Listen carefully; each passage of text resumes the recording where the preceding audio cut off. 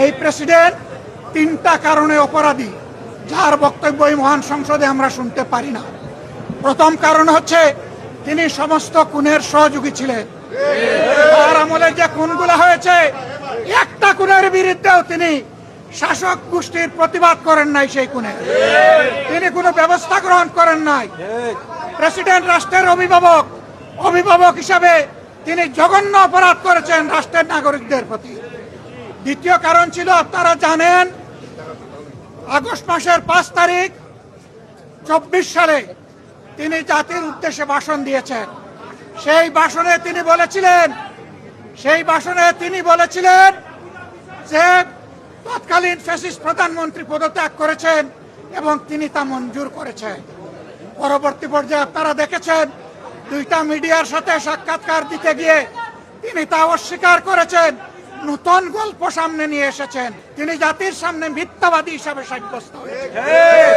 দেশের প্রেসিডেন্ট মিথ্যাবাদী সাব্যস্ত হওয়ার পরে প্রেসিডেন্ট হিসেবে তার আর কোনো নৈতিক অধিকার থাকে না। 3 নম্বর অপরাধ তিনি করেছেন, তিনি নিজের হাতে অর্ডিন্যান্স সাইন করেছেন। এই জুলাই অভ্যুত্থানের পরে ফেব্রুয়ারির 12 তারিখ নির্বাচন হবে। নির্বাচনের পরে যারা নির্বাচিত হবেন তারা 2টা ক্যাপাসিটিতে নির্বাচিত হবেন।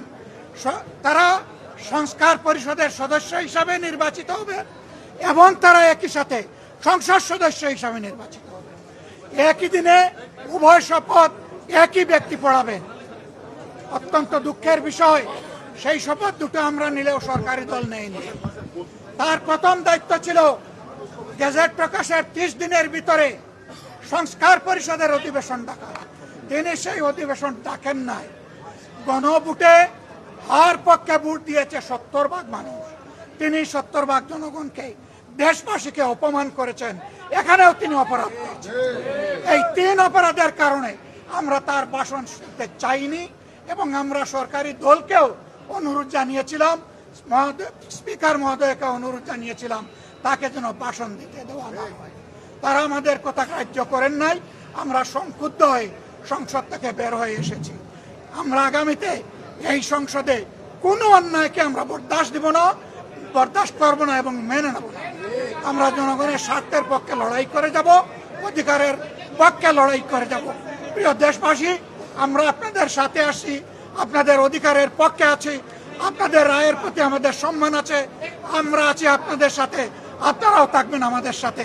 সাংবাদিক বন্ধুগণ, আপনাদেরকে আমি মহোদয়, গত 1.5 বছর এই রাষ্ট্রপতি 133টা অধ্যাদেশ জারি করলো, তার সই জারি হলো। সেই অধ্যাদেশের জুলাই সনদে আছে, সেই ব্যাপারে তো আপনারা কোনো বক্তব্য দেন? আমরা দফায় বক্তব্য দিয়েছি। আমরা মূল জায়গায় বক্তব্য দিয়েছি।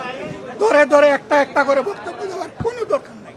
আমরা তার নৈতিক বৈধতা বহু আগে অস্বীকার করেছি, প্রত্যাখ্যান করেছি।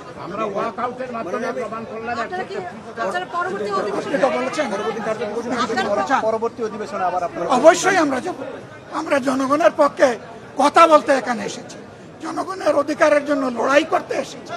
এই সংসদ কারো একার নয়, এটা 18 কোটি মানুষের সংসদ। আমরা তাদের প্রতিনিধি হিসাবে অবশ্যই আমরা